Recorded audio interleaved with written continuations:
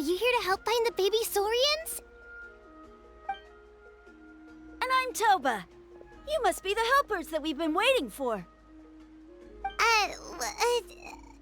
It's nice to meet you too, but we're just passing through. Oh, but Uncle Sanka said he was gonna send some of his friends over to help us.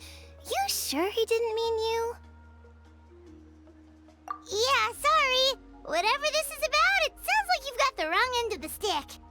Wrong end of the stick? Darn it! We've been tricked, Hoonie. I should have known that Glasses Guy was a con artist. What are we supposed to do about the baby Saurians now? Time's running out. It's okay, Hoonie. Don't worry. Why don't you tell us what happened with these baby Saurians, huh? There's been a lot of unrest in the tribe lately, and my dad's Saurian got injured. Her name's Nana, and she has 3 little babies. After what happened to Nana, her babies were so scared that they ran off and hid. I'm really worried about them, so I decided to go look for them. If Nana is your dad's Saurian, why isn't he the one looking for them? My dad's one of the elders, so he's busy getting ready for Turnfire night. It's a really important ceremony, more important than this, anyway. I'm not supposed to be out here either, but I snuck out without telling him. I didn't think it would take very long, but then that guy we ran into made us tell him loads of stories, and it wasted so much time. Yeah, he was so selfish. He doesn't have a heart. It's all right. Don't let him get to you. We're here now and we'll help you because we care a lot, don't we, Traveler? They should be. I already managed to find their tracks, and it seems like they're hiding on the cliff. Really? Wow! Thank you so much, Mr. Traveler and Miss Paimon. Awesome. You gotta be careful out on the cliffs, though. They're really steep. Even grown-ups have trouble climbing them.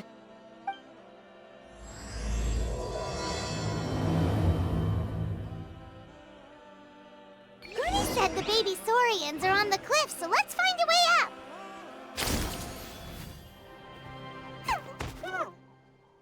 We found them!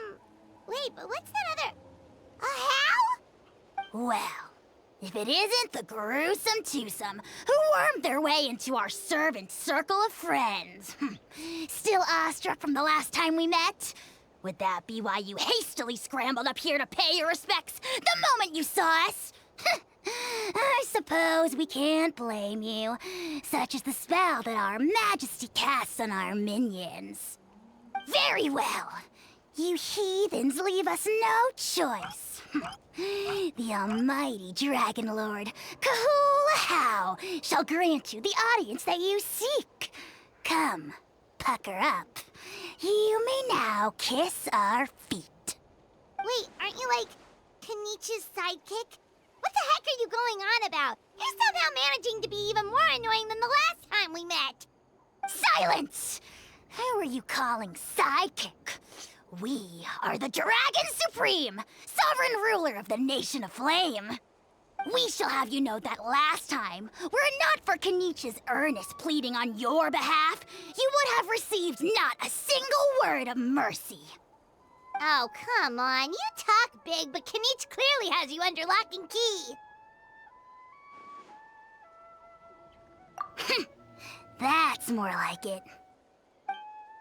If you must know, our humble servant begged us to investigate an abyss incident near Hoytzitlan, and we chose to grant his request. Abyss incident? See this little lizard?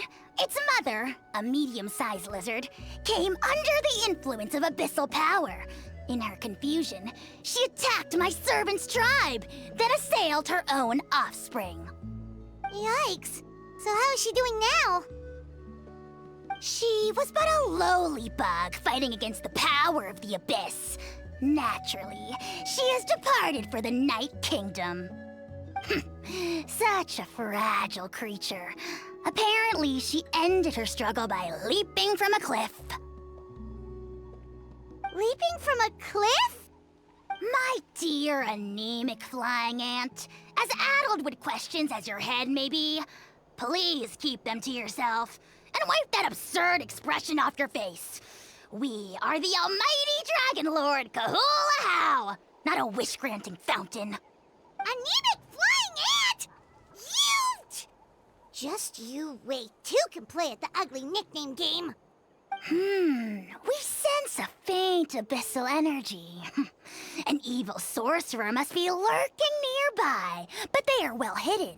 If you encounter any suspicious outlanders, be sure to give them a robust interrogation. Suspicious outlanders? Wait, are you mocking us? Ha! How dare you cast aspersions on your ruler, heathen! You're just lucky that our servant has such vile taste in friends. Otherwise, we would beat you black and blue, and then purple, then black again! If you're not here to kiss my feet, then get out of my sight. Do not impede the work of the almighty Dragon Lord, Kahula-How! The potty mouth on that guy! Paimon is furious! Still, good to know about the abyss threat, huh? Wasn't expecting that. Let's not get sidetracked.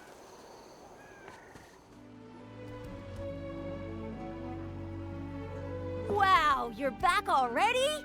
That was so fast. I'm so glad that the babies are all right. Thank you both so much. Now we can finally go home and stop worrying about them. You're welcome. Pizza cake! You're not from Natlan, right? Because your clothes look different than ours. Oh. Hey, you must be tired after all that climbing. You should come take a rest at my house. Yeah, please come. I promise you'll get a big Scions of the Canopy welcome. We love having guests, and you're really nice people. Not like Glasses Guy. By the sound of it, Glasses Guy wasn't from Natlan either, right? Uh-huh. Well, his clothes sure weren't. You know what? Now that I think about it, there was something really fishy about him. Really? Maybe he was the suspicious outlander that Ahau mentioned. Sure, if you're interested. Oh, let me think. How did the conversation go again? Oh, please, mister. I've told you so many stories already. When are you gonna help me find the baby Saurians? Just one more story. One more, I swear. Why don't you tell me more about that ball of fire? I heard that there was a huge transparent ball of fire that used to burn 500 years ago, 1,000 years ago, maybe even further back than that. Oh, you mean Turnfire. That's where the ancient name Mollypo comes from. Oh, wow. So it was the origin of an ancient name. That's impressive. Uh-huh.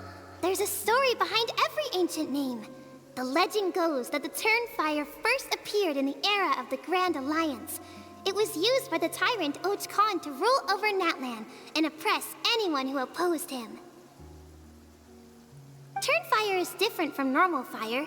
If you get set on fire with it, you'll feel horrible burning pain from behind you, but you won't die from it right away. And whatever you do, you mustn't turn back to look at it. Why? What happens if you turn back?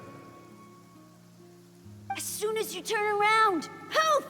You get burned to a crisp. Well, good golly gee. I mean, it's one thing to singe someone's clothes, but burning people alive? That is a big no-no in my book. Right? How nasty is it to burn someone from behind and not even let them turn around to look? Och Khan really was an evil tyrant. Yes, shocking behavior. Now, let me guess. Eventually, a valiant hero came to save the day? That's usually how these stories go. Good guess, Uncle Glasses. Seems like you really know your stuff. The hero was called Yupanqui. He's the ancestor of our tribe. Mm-hmm. Yupanqui was friends with Och Khan the tyrant. and also Yupanqui, the first Pyro Archon. He was working as an ordnance officer for the Grand Alliance at the time. He didn't like how Och-Khan was such a cruel tyrant, so he stole the Turnfire and threw it at the Och-Khan's army. The soldiers couldn't defend against it, and they all got turned to ash. And that's how our ancestors set our people free. But just as he was about to leave the city, he thought he heard Och-Khan calling out to him from behind. It caught him off guard, and he turned around to look. But Och-Khan wasn't there. All he saw was a city burned black, an army in ruins, and giant flames reaching up into the sky. A split second later, the flames he saw burst out from inside his eyes and swallowed him up. All it took was a single glance. As soon as he looked back, he was burned to a crisp. The question is, was this the price he paid for stealing the Turnfire, or the price of turning back? Nobody knows the answer. But the fire that consumed Yupanqui burned more fiercely than any other. It burned for 100 days until it burned a hole right through the ley lines. And then, the flame dropped into the deathly dark Night Kingdom, where it still burns to this day. The grown-ups say that it lights up the path that leads to the next life. But for the dead to be reborn, they have to accept the flames and be purified by the fire first. It's like a final look back at your life, where you have to answer for everything you did. Anyway, that's the story of Yupanqui's Turnfire. Ah, a fine parable indeed. So, is it true? Is it really possible to find this fire in the Night Kingdom?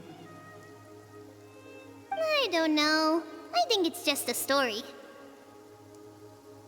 Either way, I assume this name has been passed down in your tribe ever since? Sure has. It went to Burkina, the hero that we celebrate on Turnfire Night.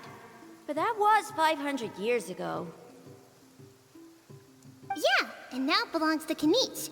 So we often call him Malipo Kinich. Kinich, huh? All right, Uncle Glasses, that's enough stories. Now, can you please go find the baby Saurians for us like you promised?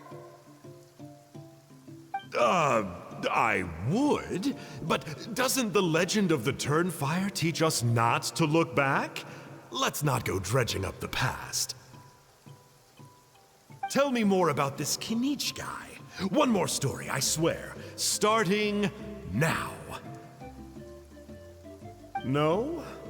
Careful, Toba. You look dangerously close to cursing me out right now. Tut tut, we can't have that. Cursing is for grown-ups only. Uncle, you'd better not be trying to trick us, or the Turnfire will get you when you die. How would it get me if I'm outside of Natland? Uncle Glasses isn't from here, you know. Unlike you. Huh? Wait, is that?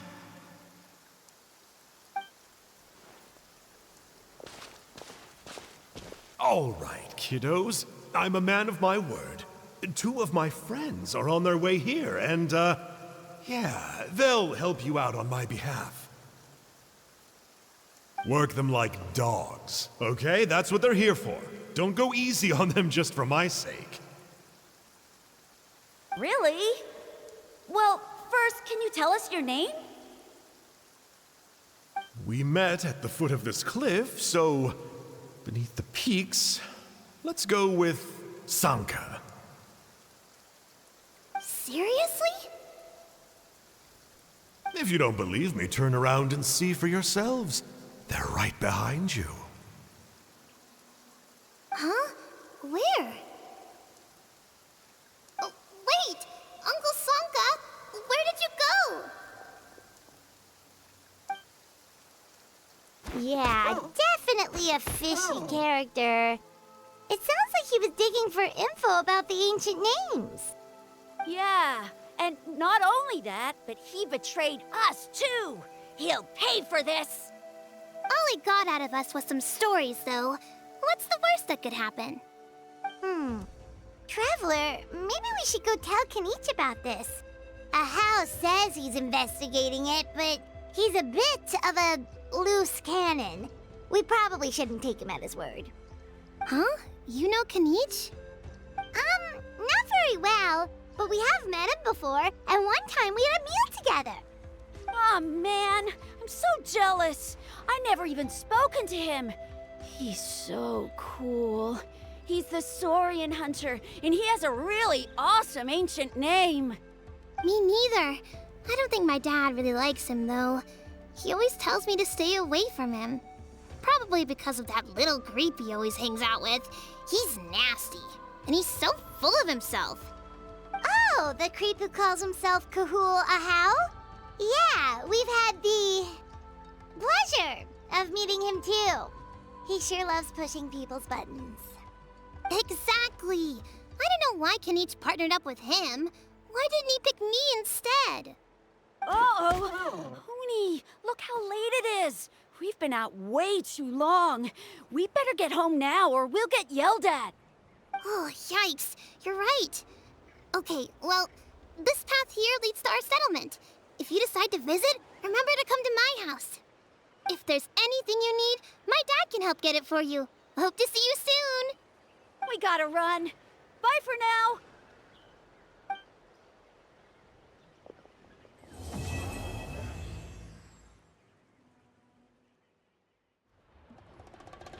Huni, what were you thinking, going out by yourself? Don't you know how dangerous it is?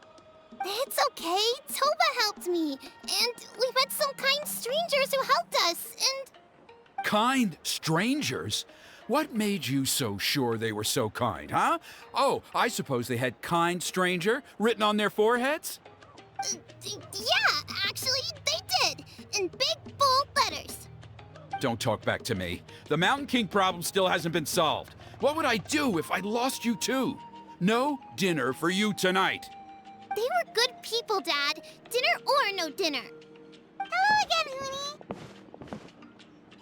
It's Miss Paimon and Mr. Traveler. Dad, it's them. They're the ones who helped me. And I promised we'd take care of them if they came to visit. Oh, so you're the kind strangers. Well, I'm Trinidad. Apparently, you helped my daughter today, so if there's anything you need, just ask. As an elder of the Scions of the Canopy, I've got some influence around here. Now, I trust that you're sensible people who know better than to take advantage of their host's generosity. Yep, just helping a neighbor. We're not looking for anything in return. Oh? Well, let's hope so. Dad, please! They're not bad people. They've eaten at the same table with Kanich before. Be nice to them. Kanich! Wait! I heard that two mysterious travelers from afar showed up at the Stadium of the Sacred Flame. Are they you? And Paimon's the other. I do apologize. A lot's been going on in our tribe lately, and I suppose the pressure must be getting to me. I can't believe I was so rude to you. I feel ashamed. We got off on the wrong foot. Can we, start over? Oh, now we're talking. Seriously, though, don't worry about it. Already forgotten. We're just happy to see Huni got home safe and sound. Oh, you just arrived, I take it, and it would be my honor to give you a hero's welcome tonight. Careful now. That's quite an about-face. We've heard that kind of thing can lead to spontaneous combustion around these parts.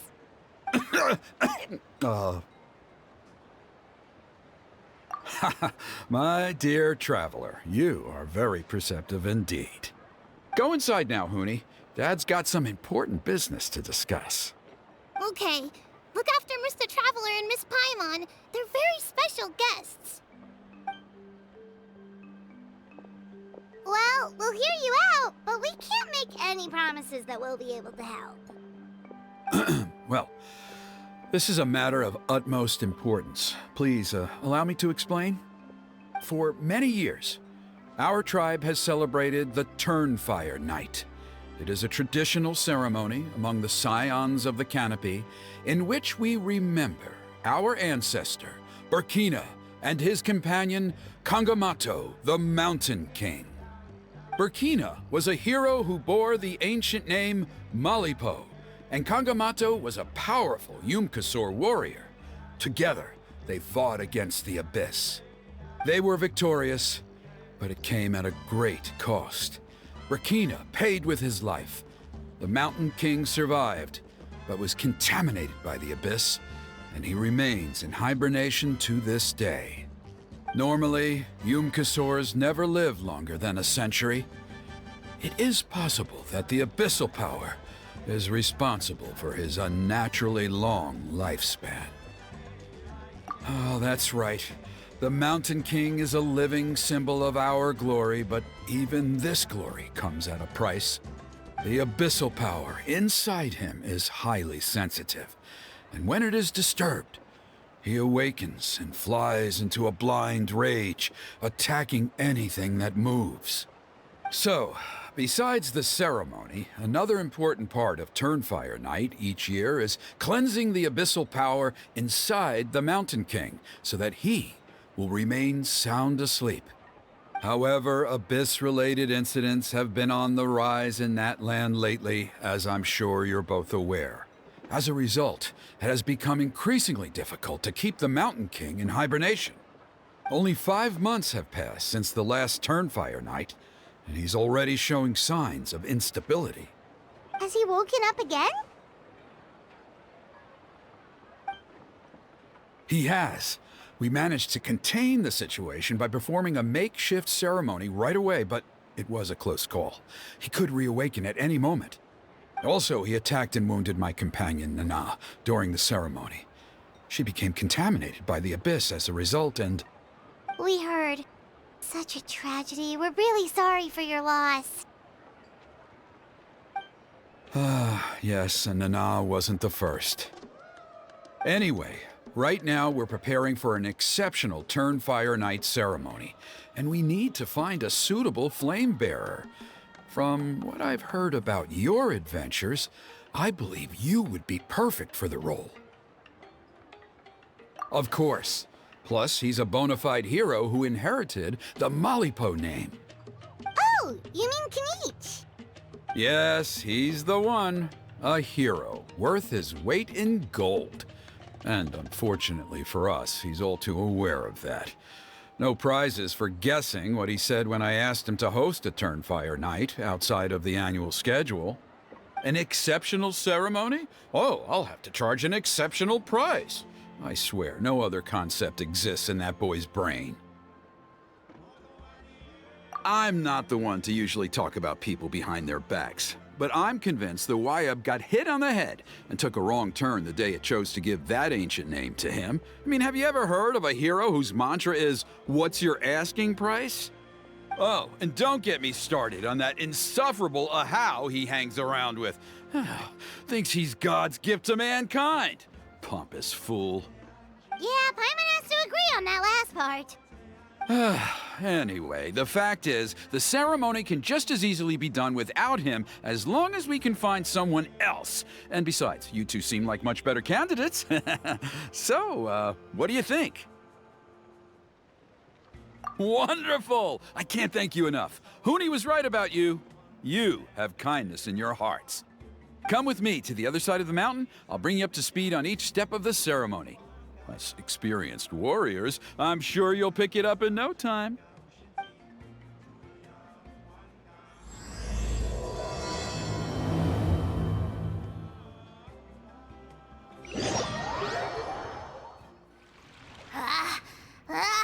Achoo! Curses! Who dares insult the great Kahula behind his back? Oh, great Kahul Ahau, bless you. Shut your filthy mouth, worm of the abyss! Your putrid words defile the air we breathe. You make the almighty Dragon Lord, Kahula sick to the stomach.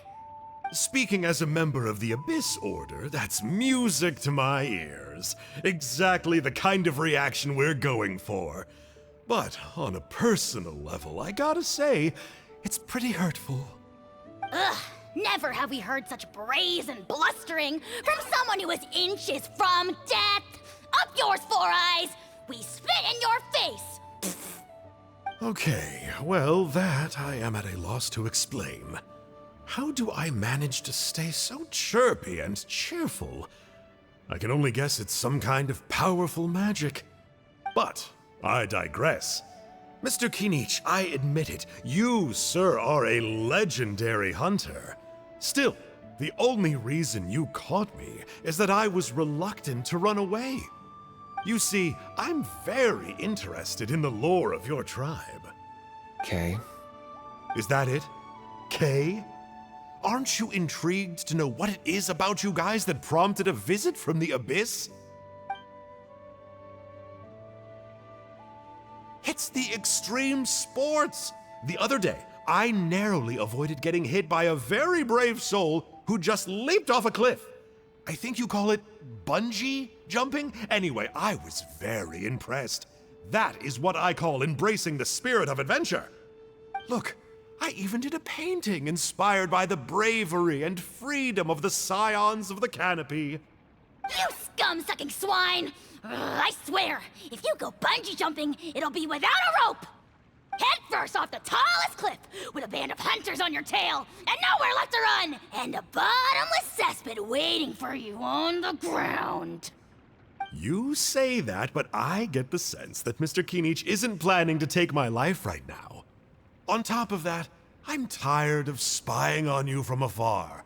So why don't we just negotiate a comfortable operating distance that works for both of us?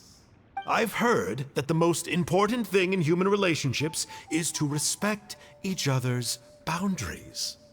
What do you say, Mr. Kinich? Or you could tell me what it is you're really after. What? And then I'll name my price. The Abyss contamination is back. No surprises there.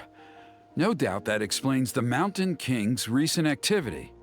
See those torches over there? Those are the Sacred Flame offshoots that we requested from the Stadium of the Sacred Flame. They contain the power of the Pyro Archon. Are you saying that the Sacred Flame and the Turnfire are the same thing? Well, for ceremonial purposes, at least. Sending someone to the Night Kingdom to retrieve the legendary Turnfire isn't exactly an option. More to the point, though, the Sacred Flame is able to burn away abyssal filth, so that's why we use it in the ceremony. Gotcha! So basically, we just need to clean up the filth with the Sacred Flame. Well, that's one part of it, yes, but the complete ceremony is a bit more complicated than that. First, the flame bearer must collect a kindling of the sacred flame from the starting point, then use a grappling hook to fly up into the sky and light each of the sacred flame pillars.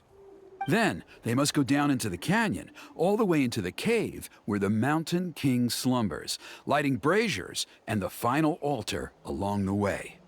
The most skilled flame bearers can accomplish all of this without touching the ground once. As much as I hate to admit it, Kinich is capable of this. Wow! He can do all that flying without ever falling to the ground? Well, of course Paimon can. It'd be much harder for you guys. Well, don't worry. It's not a requirement of the ceremony. You're allowed to touch the ground. The only thing you're not allowed to do is turn back. The flame bearer must always keep moving forward. You can't skip a pillar, then come back to it after lighting the next one. To do so would be to disrespect our ancestors. So, what actually happens if you do turn back? Surely the fires don't just go out. If you're not careful, you might get burned. What about today then? Does the same rule apply? Oh no, don't worry. Today is just a practice. The order doesn't matter. You just need to take the sacred flame, cleanse the filth, Then go light all the braziers. Are you ready? I'll repeat all the key points again. Gather the kindling, cleanse the filth, and light all the braziers. I'll wait for you at the end.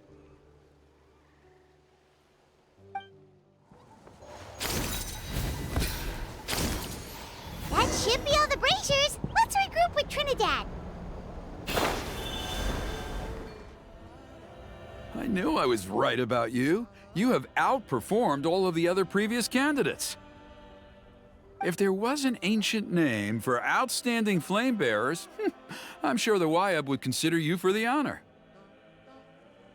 Yeah, although it would probably take Paimon quite a bit longer. All right, now there's still a few days left until the ceremony, and I should probably get back so I can inform the chief and the other elders that I have found the flame bearer we need. Oh, you mean they've still got to sign off on it? Some of them are still hoping we can come to an agreement with Kanich, but that's only because they haven't seen you in action. Still, I'm the one responsible for securing a flame bearer, and my recommendation is you. Just for Paimon's own peace of mind, are you sure it's not going to be a problem having Outlanders take on such an important role in your ceremony? See that place over there? There was a time, long before the age of Burkina and the Mountain King, when we, Scions of the Canopy, called that our home. After a period of upheaval, our ancestors were forced to move away. Now, it has become a place where our youths go to develop courage and kindle a spirit of adventure. If we fail to keep the threat posed by the Mountain King at bay, it might not be long before we have to move again and find a new home. So, to answer your question, I think everyone will agree that you are the right choice. Fair enough. Desperate times call for desperate measures. I'll need you to drop by my place at some point before the ceremony, if that's all right. There are still a few final details that we need to discuss. Okay, see you later then. You have my gratitude.